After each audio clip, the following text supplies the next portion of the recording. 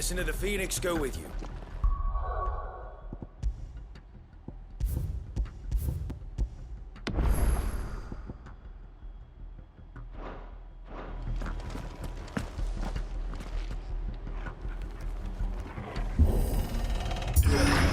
How long have you been pursuing the Black Shields? Since they burned their first village. We tracked down the bastards responsible and fed their corpses to Stillwind. Suffice to say, that got their attention. It's been a game of cat and mouse ever since.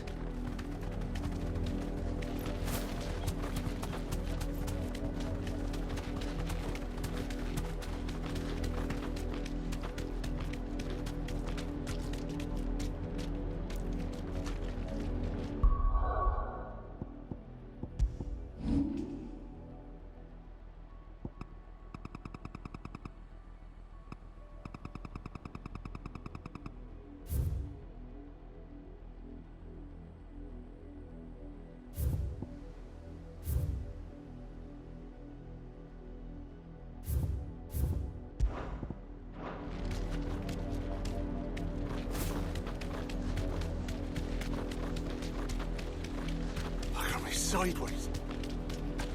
Come along now. There they are.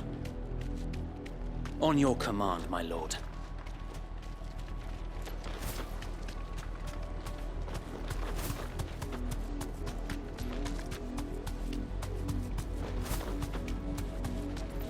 The bastards are lucky I didn't have one.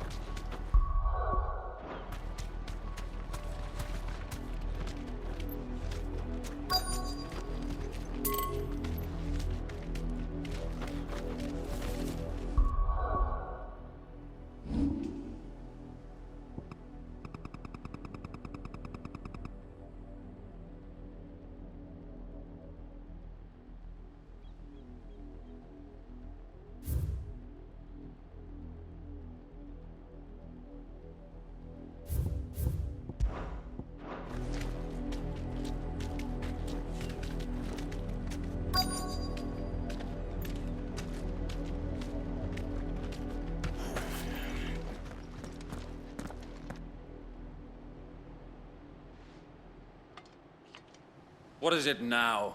I told you! We bear a message for the Vicereine. From the Guardians of the Flame. Ha! You presume to tell us that a pair of filthy vagabonds, a woman and a dog, could guard aught against the might of the Black Shields? Then come! Die along with your flame! For Azaria! For Azaria! Your petty revolution ends here. On these our swords we swear.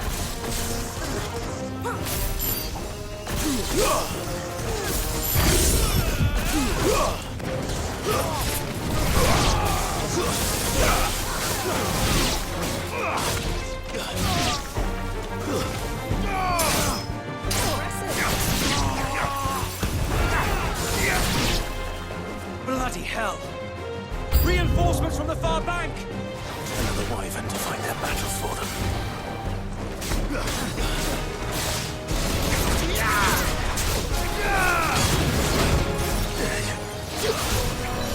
Find out.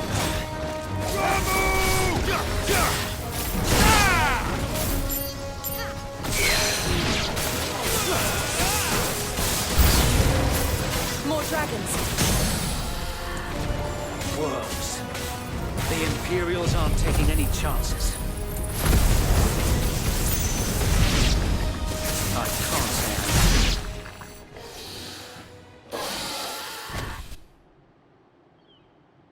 A noble stand, albeit a misguided one. In taking it, you have but proven our point. That this land is in dire need of cleansing.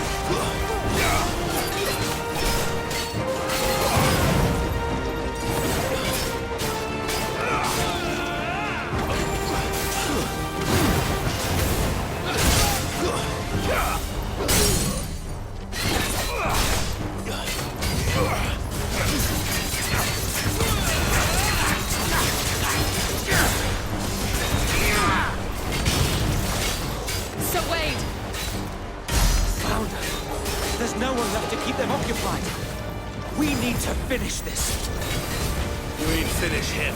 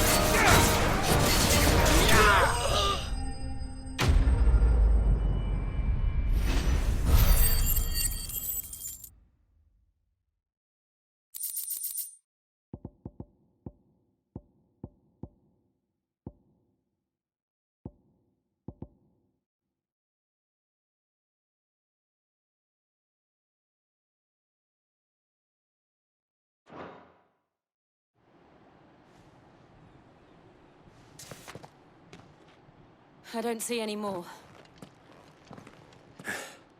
Nor do I. The plan worked. It did. It bloody worked.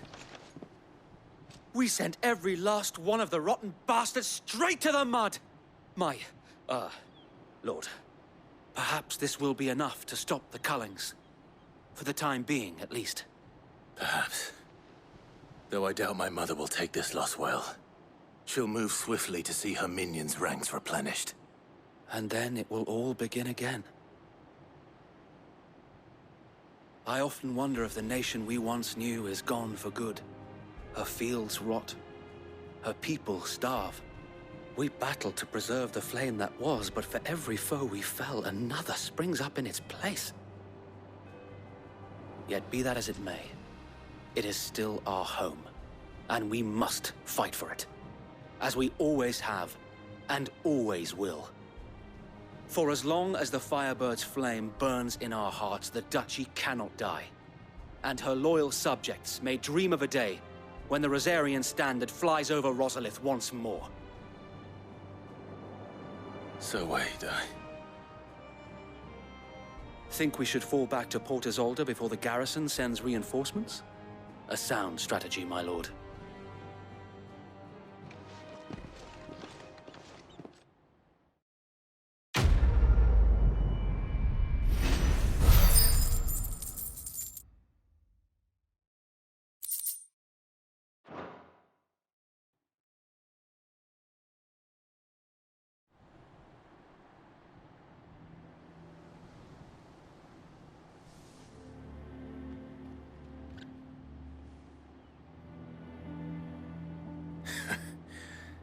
And how long has my uncle been funding you and your comrades' endeavors? Since the beginning. Lord Byron was the first person I turned to after forming the Guardians. And had I known of this tunnel back then, I wouldn't almost have been hanged by the city guard for trying to sneak over the wall. I suppose a formal request for an audience would have appeared suspicious. And appearances must be maintained. Were the Vice-Regency to catch wind of Lord Byron's involvement in our movement, they'd seize his estate and send him to the gallows, where he would be of no use to anyone. And so, though it sickens him to the soul, he plays the part of the loyal lord, knowing that one wrong move might prove his downfall. It is why he remains ever vigilant. Don't be surprised if he refuses you an audience, especially since you're famously dead. Then I will have to think of a way to prove that I am neither wraith nor wrongdoer. I might have something which could help with the latter. It's the mark of the Guardians. Display it, and those who love Rosaria will know where your loyalties lie.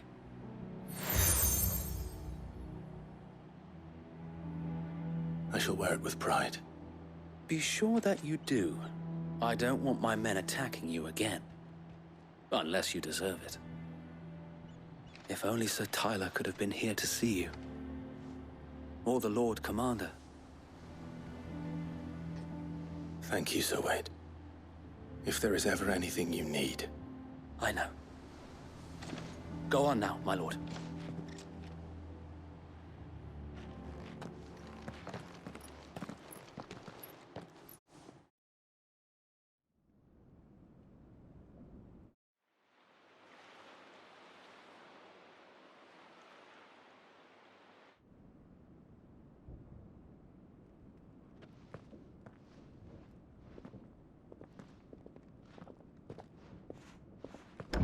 How accommodating. Do you really think they believe we are who we say we are? Not a chance.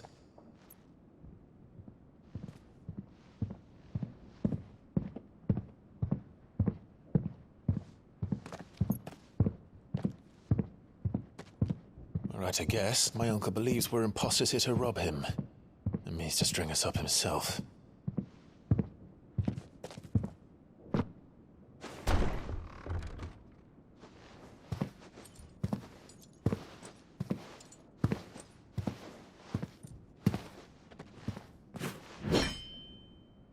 Imagine my surprise when I was told my nephew had come to visit.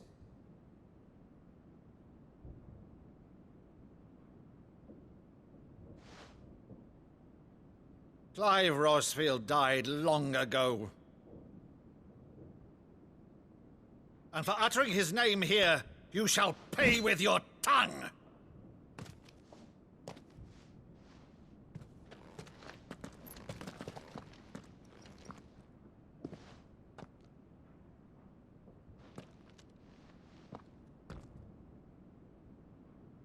You would mock me as well?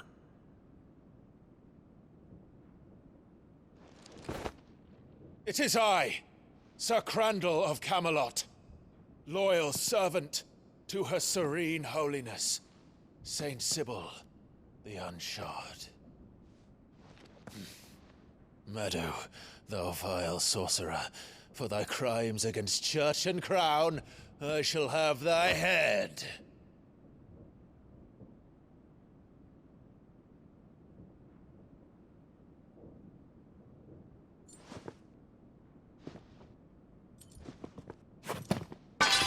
Curse thee, infectious flax wench. Even in death, must thou plague me still? Very well. I shall open the gates of hell, that thou might see thy charge once more.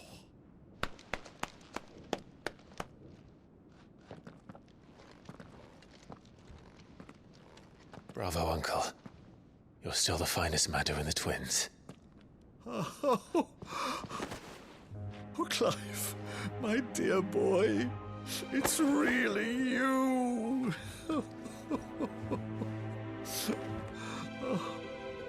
You always always were fond of that scene from The Saint and the Sanctuary. Never did let me play Sir Crandall.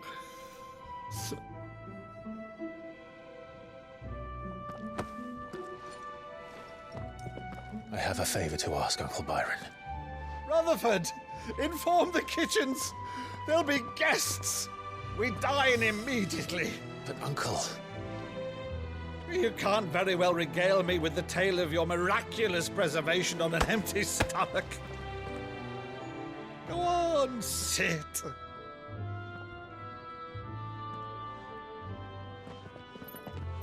See that you use the good plates, Rutherford.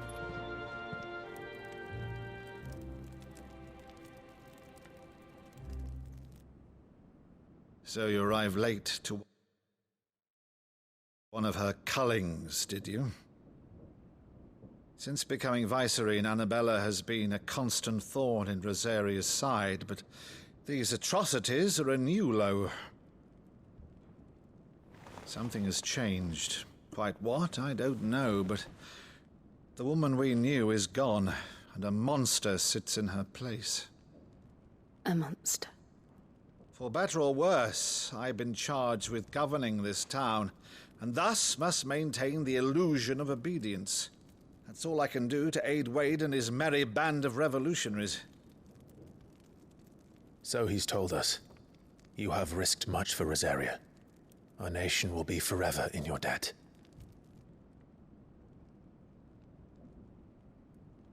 It has been 20 years, Clive. The nation your father and your forefathers fought to defend is no more.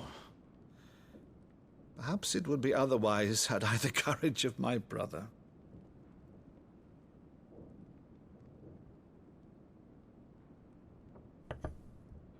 All right, if it's a ship you require, a ship you shall have. I've a galley in port, but recently relieved of her cargo. She can be outfitted for the voyage in a matter of weeks. So you believe us, then? About everything? Believe you? Ha! Only a fool would believe even half of the things you claim. But until tonight, only a fool would have believed my nephew still lived. And besides, I have it on good authority that Clive is telling the truth. Whose authority? By your own, of course. You've always been a terrible liar. Is that true? It's not untrue. I'd say no more about it, eh? It wouldn't do to linger on my nephew's greatest failing.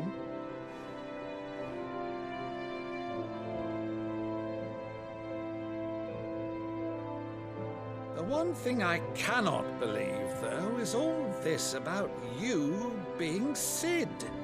You were always such a good boy, but now you're quite the outlaw.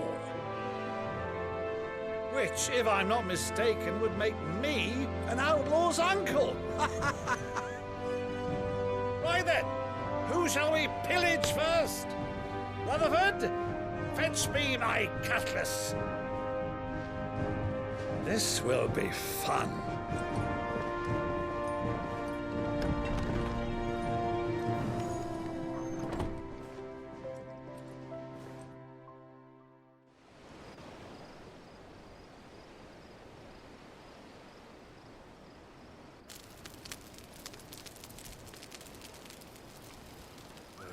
Over there.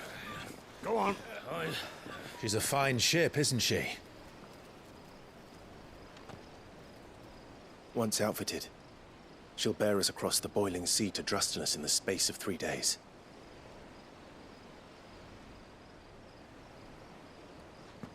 Something on your mind?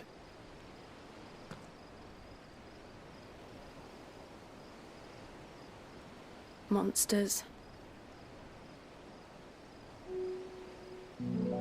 When I served the Iron Kingdom, I did so because I saw no other choice. Because once they learned that the lash would not move me, they turned it on those who could.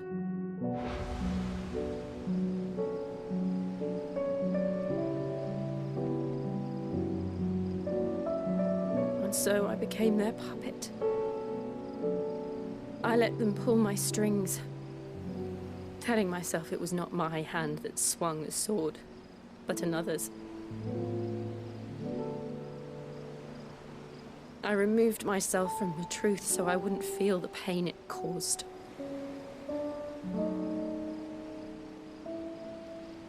And before I knew it, I no longer felt anything. Anything at all.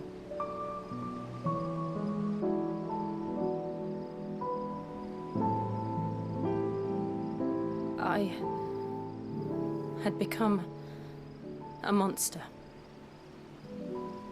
Jill.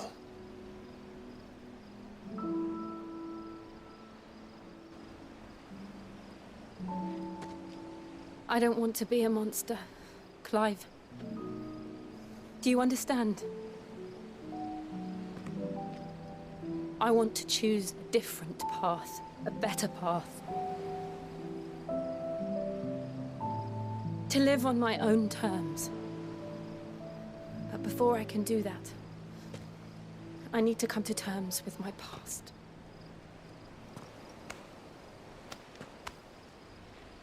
And when you do, I'll be standing there with you, just as you stood with me.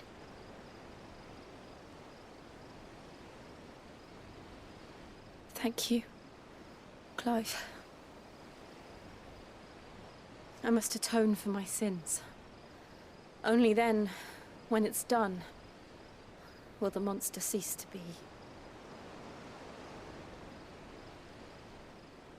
Just promise me that you won't die with it.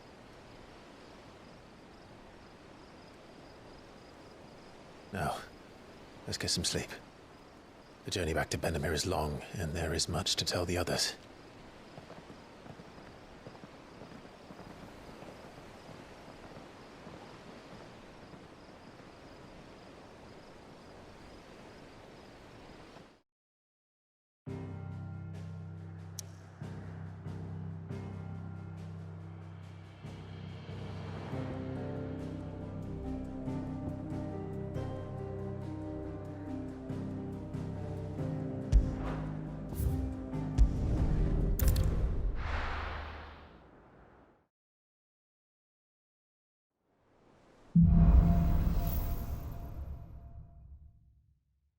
Only the Founder knows what awaits us in the Iron Kingdom. But Vivian could probably make an educated guess.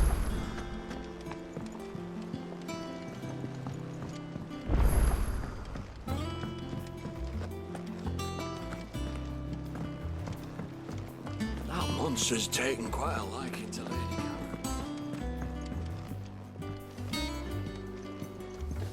Deadlands wouldn't be half as bad without the bloody dust.